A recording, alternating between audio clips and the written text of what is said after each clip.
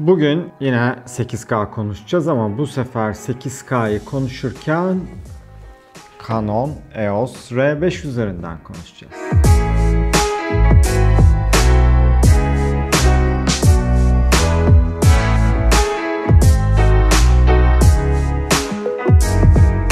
Şimdi bundan yaklaşık 3 hafta kadar önce Canon Türkiye beni aradı ve Koray kimseye söyleme dedi. Canon EOS R5 var elimizde ve test etmek ister misin dedi. Ben de neden olmasın dedim ve bu 3 hafta süre zarfında epey kapsamlı testler yaptım ama gerçek bir saat testi yapmadım. Neden yaptım? Çünkü kameradan bir emin olamadım. Şimdi emin olma kısmına geleceğiz. Önce biraz fotoğraftan bahsedeyim. Fotoğraf olarak gerçekten dört dörtlük bir kamera yapmışlar. 45 megapiksellik bir kamera ki ben herhalde bu aynasızların artık gelecek olduğuna inananlardanım. Çok direndim bu elektronik vizörlere, aynasız kameralara biraz antipati duyuyordum ama gelecek buraya doğru gidiyor ki 5D Mark 4'ün üzerine bir Mark 5 görür müyüz? Açıkçası emin değilim. Netlik sistemi dört dörtlük, yani söylenecek tek bir söz yok.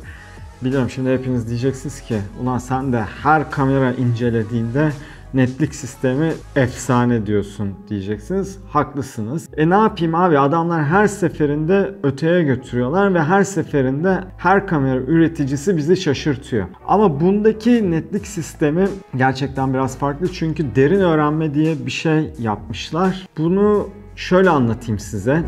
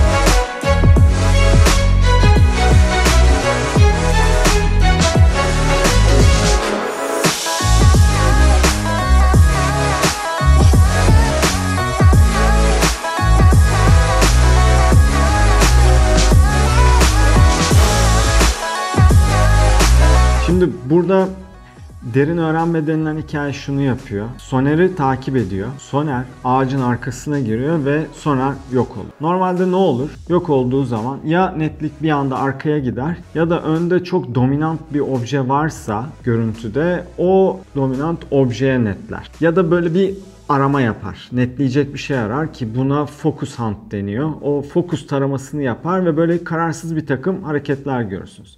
Ama buradaki durumda olan şey şu. Soner'i takip ediyor. Diyor ki ben Soner'i takip ediyorum. Soner demiyor da işte bir şeyi takip ediyorum diyor. O bir şey yok oldu diyor bir anda. Burada ne oldu? Ağacın arkasına girdi Soner. Ve netliği orada bıraktı. Sonra Soner ağacın arkasından çıktıktan sonra tamam diyor. Ben takip ettiğim objeyi buldum ve tekrar ona kilitlendim diyor. Ve netlik Soner'le beraber bize doğru yaklaşıyor. Soner tekrar gidiyor. Bakın orada bir sürü enteresan hareket yapıyor ve orada bayağı sağlam çalışıyor. Bu tabii benim gibi moda fotoğrafçıları için çok elzem mi derseniz değil. Çünkü hepiniz artık ezberlediniz. Ne diyorum? Benim bir tane netlik noktam olsun merkezde. Manuel ayarlarım olsun. Enstantane'mi, diyaframımı kendim ayarlayabileyim. O bana yeter diyorum. Ama bu tabii durum özellikle spor fotoğrafçıları ya da doğada hayvan çeken fotoğrafçılar için bence elzem oluyor. Canon burada çok iyi iş başarmış. Gerçekten tebrik edip alkışlamak lazım. Şimdi gelelim 8K olayına. Çünkü neden 8K'yı konuşacağız? Herkes 3-5 aydır bu kameranın 8K'sını konuşuyor ve hala bir 8K merakı var. Yani şunu zannediyorsunuz. Ben bu kamerayı alıp 8K çekeceğim. Yani ben değil de siz. Ve harika, çok net, çok keskin videolar çekeceğim zannediyorsunuz ama durum öyle değil. Şimdi bu 8K'yı çekebilmek için tabii müthiş bir data transferi, veri transferi gerekiyor. Bu da neye sebebiyet veriyor? Isınmaya sebebiyet veriyor.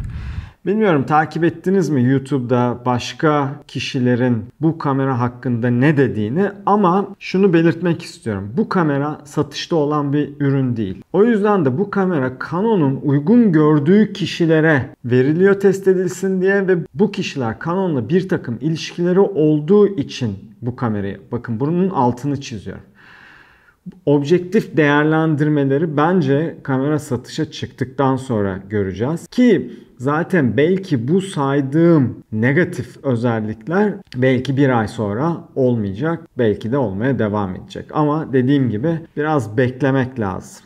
Ve bu videolara, buna benim videom da dahil, çok da kafanızı takmayın derim. Bekleyin. Ama ben bu uyarımı yapmak zorundayım. Nedir bu uyarı? Yine ısınma sorununa geliyoruz. Şimdi Canon bir takım raporlar yayınladı lansmandan sonra ve benim aslında biraz orada kafam karıştı açıkçası.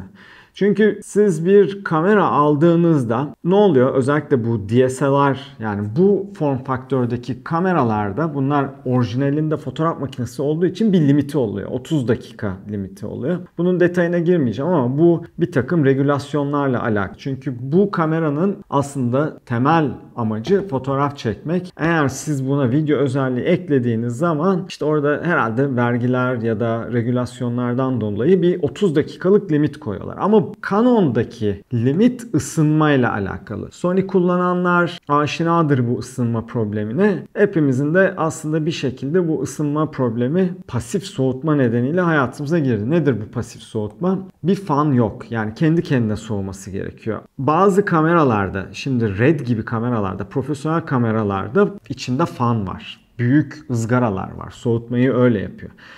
Sizin Red dediğiniz kameranın bu kadar olmasının sebebi içindeki soğutma düzeneğinden kaynaklanıyor. Aslında kameranın 5'te 1'i dolu. 5'te 1'inde sensör ve işlemci var. Geri kalanı tamamen soğutma. Çünkü demin de anlattığım gibi bu kadar veriyi işlemek, bu kadar veriyi transfer etmek, bu kadar veriyi karta yazmak ısınmaya sebebiyet veriyor. Şimdi Canon'un verdiği bu değerlerde, bunları aşağıya bırakıyorum PDF olarak, indirip siz de kendiniz bakabilirsiniz. Orada şöyle bir takım verilerden bahsediyor. Diyor ki sen bu kamerayla 23 derecelik bir ortamda takribi olarak 20 dakika çekim yapabilirsin. Fakat sonra bu kamerayı kapatıp biraz soğutup üzerine çekim yapman gerekiyor. Ya da hemen çekim yapmaya devam edersen de belirli bir süre çekim yapabilirsin. Tekrar ısınacağı için tekrar kapanacaktır diyor. Ben hemen kendi testimi yaptım ama ben 23 derecede yapmadım bu testi. Ben bu testi 24 derecede yaptım. Çok farklı değil aslında. Makineyi çantadan çıkardım, tripoda taktım, kayda girdim. Ve kayda girdiğimde yaklaşık olarak 13,5 dakika kadar sonra kaydı kesti. Hemen üzerine bir daha kayda girdim ve bu sefer 5.39, yani 5,5 dakika kadar daha kayda devam etti ve tekrar ısınmadan dolayı kendini kapattı. Onun üzerine dedim ki dur ya, ben buna bir cold start testi yapayım. Cold start ne oluyor? Soğuk başlangıç. Soğuk başlangıç herhalde. Yani o şu demek. Kamerayı soğuttum. Buzdolabına koydum. Buzdolabından çıkardım. Ortam ısısına biraz adapte olmasını sağladım ki kamerayı patlatmayalım diye. Adapte oldu. Takribi olarak ölçtüm. Termal kamerayla ölçtüm. 14 derecelere falan düştü ve sensör 14 dereceye düştükten sonra, bunlar bilimsel testler değil, tamamen manuel, kendi beynimin yettiğince yaptığım testler arkadaşlar. O yüzden çok da bu rakamlar birebir sizde çıkmayacaktır kendi testlerinizde. Neyse, geyiği bırakalım. 19,5 dakika kadar çekim yapabildim. Isınmadan dolayı kapattı. Hemen üzerine bir daha kayda girdim ve bu sefer 4 dakika 14 saniye kadar çekim yapabildim. Bu sefer dedim ki dur bekle. 10 dakika kadar bekledim. Kendi kendine biraz makine soğusun dedim. Hatta bu sırada lensi gövdeden ayırdım ki birazcık daha hava penetre edebilsin diye. Ve onun üzerine 10 dakikadan sonra yaptığım çekimde maalesef 4.35, 4,5 dakika yine. Yani tabii şimdi bu ideal koşullarda siz 24 derecelik ortamı nerede bulacaksınız? Şimdi profesyonel çekim yapan arkadaşlar bilir. Her sette led ışık yok. Yani soğuk ışık bulmak her zaman mümkün olmuyor. Ya da HMI'lar. Bazen tungstenlerle yapmanız gerekiyor. Özellikle yüksek kare çekimlerde flicker olmasın diye tungsten ışıklar kullanılır. Ve bunlar 5 kW üzeri olur. O zaman da ortam ısınır. Şöyle tam teşekküllü bir stüdyo bulacaksınız. O stüdyoyu soğutacaksınız falan, bunlar zor işler. Öyle olunca bu süreler düşecek. Şöyle yaptım. Yine her zamanki gibi Motocross Park Kilios'a gittim. Biraz aksiyon çekin. Çünkü 4K 120 kareyi de merak ettiğim için gideyim biraz aksiyon çekeyim dedim ve Motocross Park Kilios'a gittim.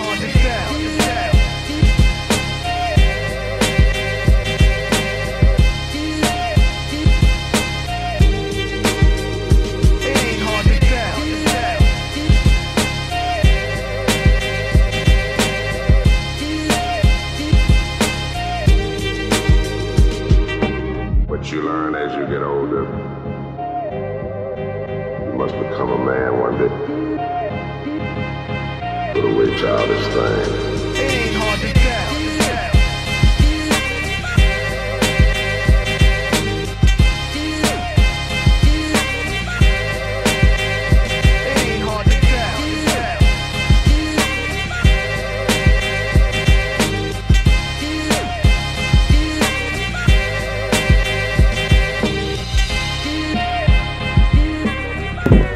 ...4K 120'de çekim yapmaya çalışıyorum. 4K'yı kim çeker? Sokaktaki adam çekmez herhalde. Herhalde spor içindir, değil mi? 120 kare.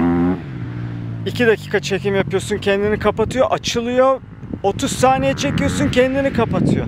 Ya valla çok sert şeyler söyleyeceğim ama bence kibarca ofiste devam edelim. Ya bu çekimleri yaparken hava sıcaklığı yaklaşık olarak 30 derecelerde falandı. 8K'yı da test ettim. 4K 120'yi de test ettim ve açıkçası bayağı sinirlendim. Yani bir noktada kamera herhalde benim olsaydı yamaçtan aşağı fırlatabilirdi. Çünkü yani 4 dakika çekim yapıyorum, alet kapanıyor. O sırada Sinan, motoru kullanan arkadaş Sinan memnun. Bekle diyorum şu makine biraz soğusun. Gövdeyi çıkarıyorum. Yan kapakları açıyorum. Biraz hava girsin. Havada tutuyorum. Rüzgardan dolayı soğusun. Neyse takıyorum. Bir 4 dakika daha kayıt yapıyorum. Tekrar kesiyorum. Bunlar gerek 8K'da olsun, gerekse 4K 120'de olsun. Maalesef sonuçlar böyleydi. Şimdi 8K'ya bir ayrıcalık tanıyalım. Şimdi normal profesyonel setlerde siz zaten oturup da böyle bir 20 dakikalık çekim yapmıyorsunuz. Zaten her şey planlı oluyor. Bir plan dahilinde çekiyorsunuz. Kayda giriyorsunuz. Oyun neyse oyunu alıyorsunuz oyuncudan ve kaydı kesiyorsunuz. Tabii bu o kadar problem teşkil etmiyor ama mesela röportaj çekecekseniz hiçbir şey çekemezsiniz. Yani 8K hayalini bırakın. Şimdi 4K 120 Canon'un lansmanında özellikle aksiyon çeken insanlar için önerilmiş ama aksiyonu nerede çekiyorsunuz? Dışarıda çekiyorsunuz. Yani bu bizim durumumuzda, yani bu ısınmayı engellemek için herhalde bir tek kış sporlarında bunu kullanmanız gerekiyor ki burada da şunu söyleyeceğim. Şimdi Peter McKinnon'ın videosunu izledim. Peter McKinnon da Canon elçisi. Isınma ile ilgili ya çok da önemli değil demiş gitmiş. Ya ben bu videoyu izlediğimde açıkçası biraz güldüm. Çünkü Kanada'da zaten sen orada ne kadar sıcak hava görüyorsun ki, bir de orada şeyle gidiyorlar. 4 tekerlekli offroad araçlarıyla son sürat gidiyor. Orada zaten rüzgarı yediği için alet ısınmıyor. Bununla ilgili de bayağı linç edildi Peter McKinnon ama çok gerçekçi bir video gelmedi bana. Biraz böyle kibar, es geçmiş. Belki Canon elçisi olduğu için sevdiği markayı yaralamak istememiş olabilir. Her neyse, bu 8K ısınma olayı bence sıkıntılı. Yani siz bu kamerayı evet profesyonel setlerde ara ara çekerek kullanabilirsiniz ama ya uzun çekmeniz gerekirse o zaman ne olacak? Yani bunları öngörmek çok kolay değil. Bazen tek plan da çektiğiniz oluyor. Ki çok var böyle tek plan çekilen videolar. Ya da ne bileyim, bırakın onu, bazen kamerayı boşa akıtmanız da gerekiyor. Bazen tesadüfi yakaladığınız şeyler oluyor. O yüzden yani sizin kullandığınız ekipmana %100 güveniyor olabilmeniz gerekiyor. Profesyonel bir sette çekim yapacağınız zaman. Şimdi siz bunu güvenemediğiniz zaman her zaman tedirgin olacaksınız. Şimdi ısınmayı daha fazla uzatmak istemiyorum. Bir başka probleme daha geleceğim. Peki bu 8K ve 4K 120 saniyede 120 kare çekilmiş görüntüleri nasıl depoluyorsunuz ve nasıl işliyorsunuz? Şimdi bu kamerada 2 tane SD kart slotu var. Biri şu normal hepimizin tanıdığı SD kartları kullanıyor. Bir de benim çok enteresan daha önce hiç hayatıma girmemiş bir kart var. Bu da CF Express. Bu arkadaşlar hızlı kartlar fakat bunlar da kendi içinde aslında sınıflara ayrılıyor. Şimdi bu kamera bana geldiğinde üzerinde bu 64 GB'lık kart vardı. Bunun da yazma ve okuma hızları şöyle sizinle paylaşayım. Okuma hızı 1500 MB bölü saniye. Megabyte yani büyük M büyük B megabit değil. Yazma hızı da 800 MB bölü saniye. Bununla RAW çekmeye çalıştığımda kamera yavaş kart hatası verdi. Aynı hatayı 4K'da 120 kare çekmeye çalıştığımda da söyledi. O yüzden de gittim ben biraz okudum araştırdım. Daha hızlı kartlara ihtiyaç varmış. İşte o zaman öğrendim bu sınıflandırmaların olduğunu. Bu arkadaşı aldım. 512 GB'lık okuma hızı 1700 MB bölü saniye, yazma hızı da 1400 MB bölü saniye. Bu kartı almanız gerekiyor ve bu kartın fiyatı da yaklaşık olarak 600-700 dolarlar civarında. Bunun bir de okuyucusu var, yani kart okuyucusu var. O da 60-70 dolarlar civarında. Şimdi 8K RAW'da 512 GB'a ne kadar çekebiliyor? Yaklaşık olarak 20 dakika çekebiliyor. O yüzden bu kamerayı, bu yatırımı yaptığınız zaman bu kartlardan da bir 3 tane falan almanız gerekiyor. Yedekli çalışabilmek, kendinizi sağlama alabilmek için. Şimdi bu ayrı bir sıkıntı. Diğer sıkıntı da bu görüntüleri bilgisayara attıktan sonra bakın ne oluyor.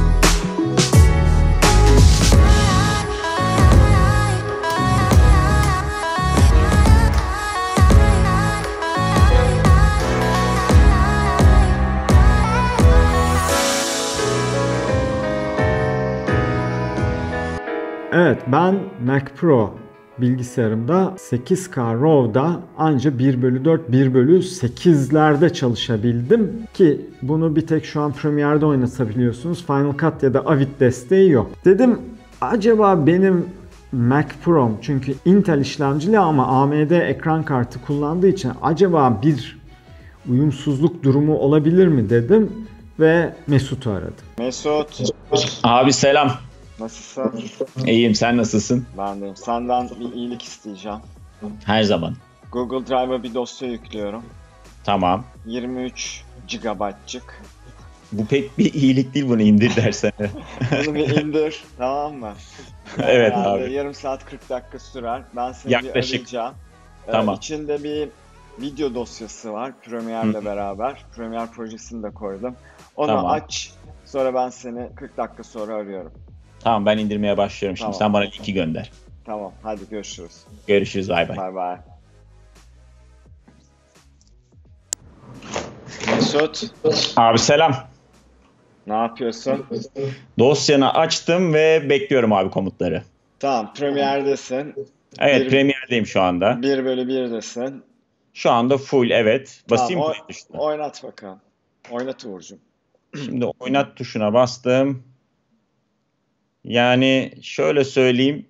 Herhalde saniyede bir kare civarında bir oynatma hızıyla devam ediyor şu Peki anda. şöyle hani kurgu yaparken bir tarama yaparsın ya, oynatıcının kafasını ileri alıp geri alırsın. Böyle scrub deniyor. O scrub'ı böyle birkaç kere yapsana. Sonra bir daha oynat. Şöyle aldım ileri geri. Ya o kadar geç tepki veriyor ki her şeye. Yok yani mesela bir kurgu yapıyor olsam şu anda full de yapamam. Bir çözünürlüğü bir düşüreyim Düşür mesela. bakayım. Şöyle 1/2 yapayım mesela. Nasıl bir Tamam. tepki verecek? Yani 1/2'de bir nebze olsun rahatladı ama bir ileri geri sarayım tekrar.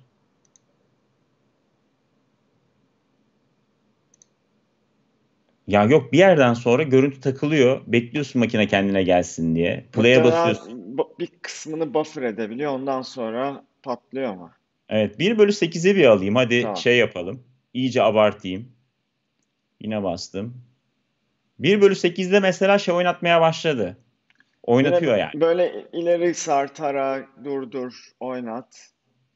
Yani bunda şey gibi oldu. Yani İş, bunda artık işlenebilecek hale geldi 1/8. işlemcilerin durumu nedir? Ekran kartı falan. İşlemcilere şöyle bir bakayım, görev yöneticisinde performansa. Görüntüle de her zaman üsteyi de seçeyim. Gözümün önünde olsun. Yani şöyle oynatırken hızlı bir şekilde akışı ya da play tuşuna bastığımda işlemci %70'lere vuruyor. Ki bende 2950X var. 16 çekirdek 32 thread bir işlemci bu. Ve işlemci hızı da şu anda 3.8 GHz civarında çalışıyor. Çok yüksek bir performans gücüne ihtiyaç duyuyor. Hard Ve disklerin sadece hard disklerim sıkıntı yok çünkü bende şey var. 3500 MB saniye okuyan, işte 3000 MB saniye yazan bir Samsung M.2 SSD var. Yani tamam. okuma konusunda bir sıkıntım yok. Ama zaten dosyanın boyutu 22 GB civarı ve 1,5 dakika bile değil, yani 1 dakika 10 saniye. Bunu oynatmak için mekanik disk zaten yetmez. İyi bir SSD Evet. lazım. Ben Kesinlikle. de söylemeyi unuttum videoda ama OVC'nin M2'li RAID'li PCI Express kartlarından aldım. 4,5 GB bölü saniyelere çıkabiliyor. Evet. Yani öyle Yok. bir makine lazım. Ama şunu Evet. söyleyeyim. 1/8'de video şey yapıyor. Yani evet, makineyi çok zorluyor. Evet, play yaparken bile buradan güç tüketimine bakıyorum. 320-330 wattlar tüketmeye başlıyor sistem. Ama play edilebiliyor. İstediğin yere gelebiliyorsun. Akışı kontrol edebiliyorsun. Yine şey değil tabii. Bir ProRes görüntüyle uğraşıyormuş kadar rahat değil. Çünkü ProRes'te ben çektiğim an oradayım. Bazen böyle bir hıçkırıyor. Ama hiç yoktan iyi. Akıyor Evet. yani. Şeyde aslında 8K H265 dosyalar vardı. Fakat şöyle bir şey yapmışım. Bilgisayarımı restart ettiği için H265'ler Premiere kilitleniyordu. Restart etmem gerekiyordu. Onları transcode ettim. ProRes'e çevirdim. Sonra da silmişim H265 dosyaları. O yüzden sen bu eziyetten kurtulmuş oldun. Sana Ama büyük bir iyilik şöyle yapmış söyleyeyim. oldum. H265 için mesela ben Fuji'nin X-T4'ü ile H265 200 megabitte 4K DCI çektiğimde Premiere oynatamıyor neredeyse onları. Çok zor Evet. oynat. Yani İşlemesi tabii işkence oluyor yani. tabii yani hem H265 sıkıştırmadan dolayı zaten zor editte. Zaten Evet. her zaman önerilen ya RAW çalışacaksın ya da ProRes'e çevireceksin dosyaları. ProRes'in H265 boyutunu görünce insanlar şey zannediyor hemen. Ya bu devasa bir dosya, bunu hiçbir şekilde oynatamam. Bu çok güçlü bir sistem gereksinimi duyuyor falan. Halbuki dosya boyutu büyüdükçe sistem rahatlıyor. tabii İşte rahatlıyor. Dekompres da- etmekle uğraşmıyor. evet. Enkod etmekle o kadar uğraşmıyor. İyi ya, ne yalan söyleyeyim, çalıştıramamana çok sevindim çünkü kendi bilgisayarımdan tereddüt etmeye başlamıştım ama tabii şöyle de bir durum var. Yani ben 8K dosyalarla son 3-4 senedir çalışıyorum Red'de. Orada hiç böyle bir sıkıntı yok. Ya bu olay biraz kodekle ilgili gibi. Ya Ne şeyi dersin? biliyorsun, yani biz Red'in çektiği 8K RAW görüntüyü Sen de MacBook Pro işledin. 16 inçte işledik. Evet. Yani orada oynatabildik. Doğru, MacBook Pro 16 inçte işledik. Doğru. Evet. Hatta Ki yukarı onun bırakayım. işlem gücüyle, yani bendeki şu anki sistemin işlem gücü arasında dağlar var yani. O makine işletebiliyor onu. Valla Mesut'cum çok teşekkür ederim. Ben Beni teşekkür mutlu ederim. ettiğin için. Bu dosyayı deneme fırsatı sunduğun için ben teşekkür ederim. Kolay gelsin. Sağ ol, çok teşekkür ediyorum. Bay bay.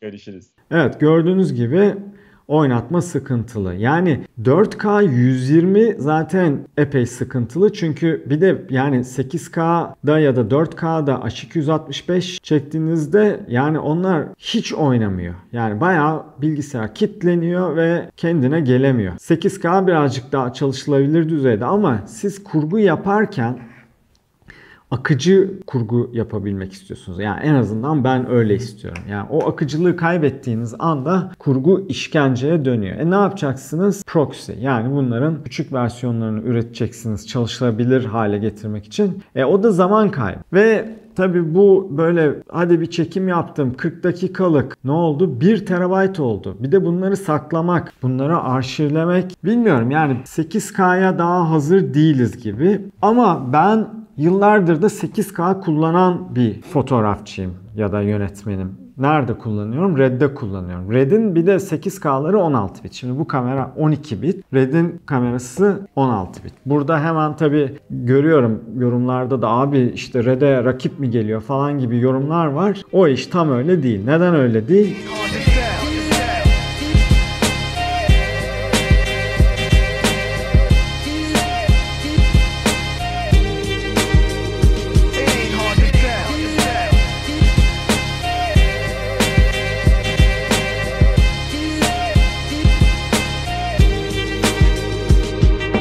What you learn as you get older.